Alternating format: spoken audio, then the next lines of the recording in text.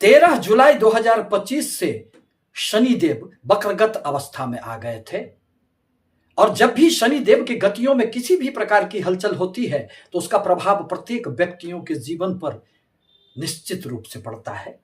परंतु अब वह 28 नवंबर को मार्गी होने वाले हैं।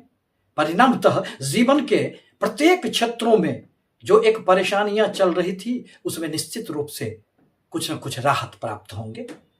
इसी संदर्भ में आज मैं शनि प्रधान मकर राशि पर इसके पड़ने वाले प्रभावों को लेकर आपके समक्ष उपस्थित हुए हैं। आप इसे चंद्र राशि के आधार पर देख और समझ सकते हैं। दरअसल यूं तो मकर राशि के लिए शनिदेव अत्यंत कारक ग्रह होते हैं और वह गोचरवश आपके तीसरे स्थान से संचरण कर रहे थे। तीसरे भाव में जब भी शनिदेव आते हैं तो जीवन में निहाल कर देते हैं, परंतु वक्रगत अवस्था में वह आपके पिछली राशि आपके दूसरे भाव का फल करने लग गए थे। परिणामतः धन का जो एक प्रवाह था उसमें रुकावटें आ गई थी। पारिवारिक जीवन में अनेक प्रकार की समस्याएं उत्पन्न हो गई थी। धन का बचत कहां हो पा रहा था। मानसिक रूप से भी आप अनेक प्रकार के परेशानियों में घिरे हुए थे। पारिवारिक जीवन के बोझ तले जीवन दबसी गई थी, जहां से आगे निकलने का कुछ मार्ग कहां प्रशस्त हो रहा था। परंतु अब तो यह बीते दिनों की बातें होगी। अब शनि देव के मार्गी अवस्था में आने के बाद आपके जीवन में अनेक प्रकार के सुखद परिणाम प्राप्त होंगे। यदि आपके किसी भी प्रकार के प्रमोशन में विलंब हो रहे थे तो अब वह जल्दी पूरे होंगे। नए काम के लिए आप में एक जोश, एक जुनून, एक हिम्मत एवं साहस में वृद्धि होंगे, क्योंकि तीसरा भाव तो प्रयासों का भाव है, पराक्रम का भाव है, संघर्ष का भाव है।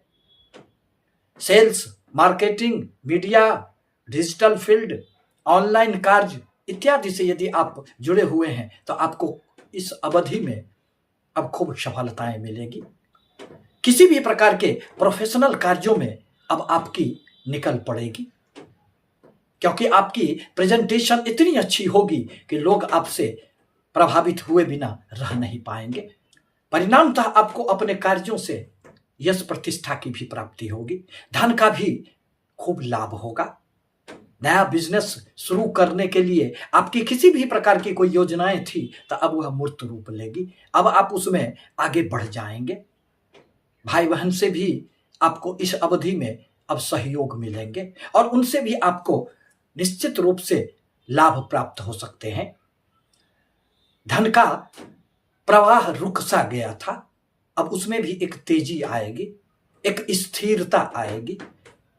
आकस्मिक धन लाभ के साथ ही साथ आपको कहीं अगर कोई पैसे डूबे हुए थे, रुके हुए थे, तो वह भी अब आपको इस अवधि में प्राप्त हो जाएंगे।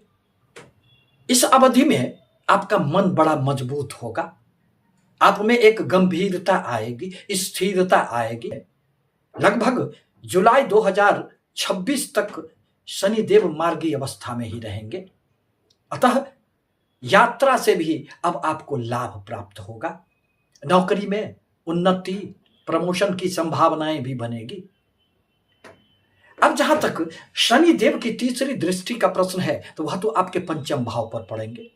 परिणामतः इस अवधि में अब संतानों से संबंधित जो परेशानियां थी वह समाप्त हो जाएंगे।